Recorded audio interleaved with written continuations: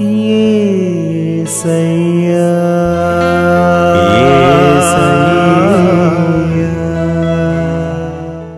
హల్లెలూయా. దేవునికి స్తోత్రం. ఈ వాక్యం వింటున్న వారందరికీ యేసుప్రభు వారి నుండి ఆశీర్వాదం, ఆరోగ్యం, ఐశ్వర్యం, సంతోషం, సమాధానం, నిరీక్షణ కలగాలని ప్రార్థిస్తూ సమస్త మహిమ, ఘనత, స్తోత్రం యేసుప్రభు వారికే చెల్లిస్తూ ఈరోజు మనం పరిశుద్ధ గ్రంథం నుండి మత్తయి సువార్త 18వ అధ్యాయం 21వ వచనం చదువుకుని ధ్యానించుకుందాం.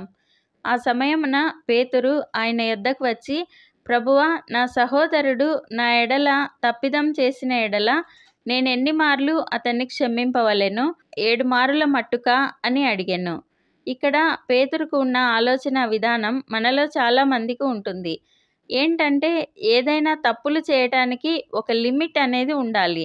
పదే పదే అదే తప్పు చేస్తే ఎలా క్షమిస్తాము? ఊరుకునేది లేదు. వారికి ఏదైనా గుణపాఠం నేర్పాలి అని అనుకుంటూ ఉంటాం. పేతురు కూడా 7 మారుల మట్టుకా అని ఒక లిమిట్ పెట్టుకుంటున్నాడు. ఇది ఇంకా బాగా అర్థం కావడానికి ఉపమానం ద్వారా తెలుసుకుందాం. రవి ప్రతిరోజు జాబ్కు వెళ్ళడానికి రెడీ అవుతాడు. అయితే ఆ క్రమంలో తన రూమ్లో లైట్స్, ఫ్యాను ఆపకుండా వెళ్ళిపోతూ ఉంటాడు. తన చెల్లెలేమో ప్రతిరోజు చెప్తూ ఉంటుంది, అన్నయ్య, నీ రూమ్లో లైట్స్, ఫ్యాను ఆపేసి వెళ్ళు. అలా రోజు వదిలేసిపోతే ఎవరు ఆపాలి? కరెంట్ బిల్లు ఎక్కువ వస్తుంది. అనవసరమైన ఖర్చు ఎందుకు అని తిడుతుంది. అయినా కూడా ఆ మరుసటి రోజు అలాగే అన్నీ ఆన్ చేసి వదిలేసి ఆఫీస్కి వెళ్తాడు. అప్పుడు తన చెల్లెలకి చాలా కోపం వస్తుంది.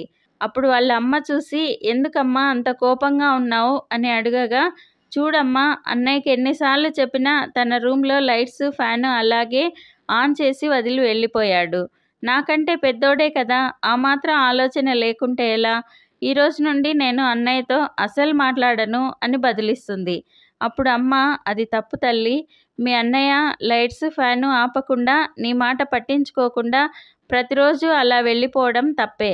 కానీ ఈ కారణం వల్ల అసలే మాట్లాడను అంటే ఎలా? యేసుప్రభు వారు మనల్ని ఎన్నిసార్లు క్షమించారో ఒకసారి ఆలోచించు. ఆయన మనల్ని ప్రతిసారి క్షమించడం వల్లే మనం ఈరోజు ప్రశాంతంగా జీవిస్తున్నాం.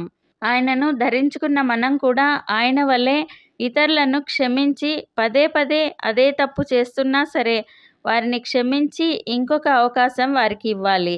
అదే ఆయన మన నుండి కోరుకుంటున్నారు అని కూతురికి సర్ది చెప్తుంది.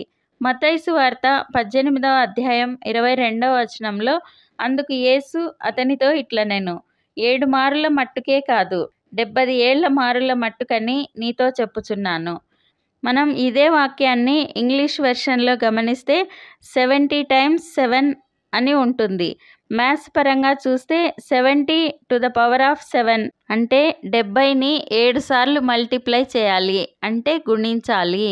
ఆ సంఖ్య చాలా పెద్దదిగా వస్తుంది. అంటే యేసుప్రభు వారు ఏం చెప్పాలనుకుంటున్నారంటే, ఎన్నిసార్లైనా సరే క్షమించాలి అంటున్నారు.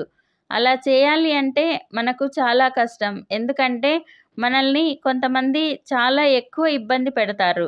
అప్పుడు వారిపైన కోపం వస్తుంది కానీ ప్రేమ రాదు.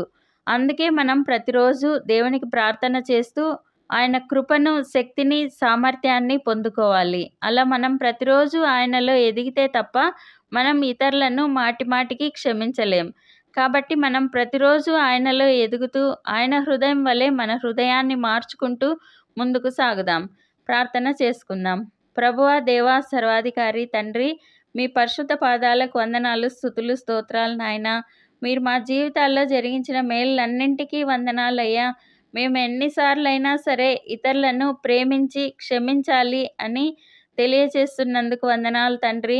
మీరు మమ్మల్ని ప్రతిసారి ప్రేమించి క్షమించి మమ్మల్ని మేము సరిదిద్దుకునేందుకు అవకాశం ఇస్తున్న విధంగా మేము కూడా మీ వల్లే మీ సామర్థ్యంతో ఇతరులను క్షమించి మారటానికి మరొక అవకాశం కల్పించేలా చూడండి. ఈ ప్రార్థనలో పాల్గొనే వారిని మీ సామర్థ్యంతో నింపి అందరినీ క్షమించేలా ఆశీర్వదించండి.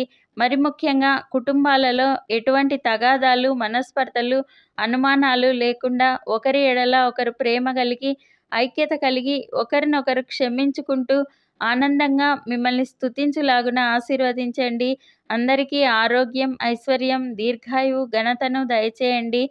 మేమందరం ఈ దేశానికి, ఈ ప్రపంచానికి ఆశీర్వాదకరంగా ఉండులాగున ఆశీర్వదించమని నజరేయుడైన యేసుక్రీస్తు నామంలో ప్రార్థిస్తున్నాం తండ్రి.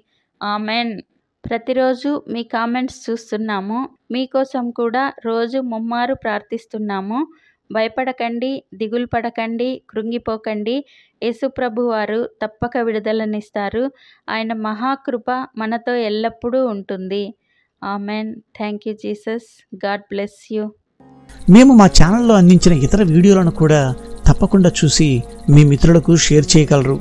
ఇప్పటి వరకు మా ఛానల్ సబ్స్క్రైబ్ చేయకుంటే వెంటనే సబ్స్క్రైబ్ చేసి కొత్త వీడియోల నోటిఫికేషన్స్ కోసం సబ్స్క్రైబ్ బటన్ పక్కనే ఉన్న బెల్ గుర్తును క్లిక్ చేయండి. అందరికీ వందనాలు. ఒక బిడ్డను అనుగ్రహించమని హన్నా కన్నీటితో దేవుని వేడుకుంది. బిడ్డను పొందుకుంది. ఆ తరువాత కూడా దేవుని ఎడల మరింత విశ్వాసంతో, కృతజ్ఞతతో జీవించింది. పొందుకోవాలి అని చేసే ప్రార్థనలో ఎంత నమ్మిక కలిగి ఉంటామో, దేవుడు మనకు కావలసినది ఇచ్చిన తర్వాత కూడా అంతే కృతజ్ఞతతో దేవుని ఎడల విధేయులమై జీవించాలి.